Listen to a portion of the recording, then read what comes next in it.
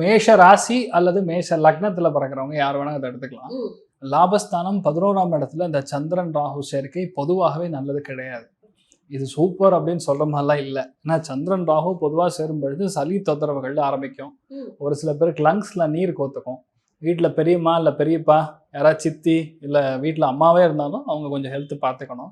மெயினாக பணம் திருட்டு போகக்கூடிய வாய்ப்புகள், நண்பர்களால் நிறைய வேதனைகளை அனுபவிக்கக்கூடிய பிராப்தம். நல்லா பேசி நம்மகிட்ட இருந்து பணத்தை வாங்கிட்டு போயிடுவாங்க, திரும்பி வராது.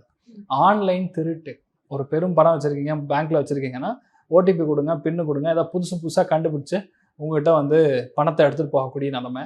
இந்த சந்திரகணம் பொதுவாகவே கால் முட்டிகளில் அடி வாங்கக்கூடிய பிராப்தம். வண்டி வாகனங்களில் ஃப்ரெண்ட்ஸோட ஜாலியாக டூர் போகிறேன், மிட் நைட் டூர் போகிறேன்னா போனீங்கன்னா அப்புறம் வந்து ஜிங் சிக்கா தான், அப்புறம் பிரச்சனை ஆகிடும். ரொம்ப கவனமாக. அதனால் மேஷராசி நண்பர்கள் பொதுவாகவே கொஞ்சம் கவனமாக இருக்கக்கூடிய ஒரு நிலைமையில தான். நான் சொல்லியிருக்கக்கூடிய பரிகாரம் எளிய பரிகாரம், அதை நீங்கள் டச் பண்ணாமல் போதும், கண்டிப்பாக நல்லா இருப்பீங்க. தான தர்மங்கள் தான் அதில் மெயின்.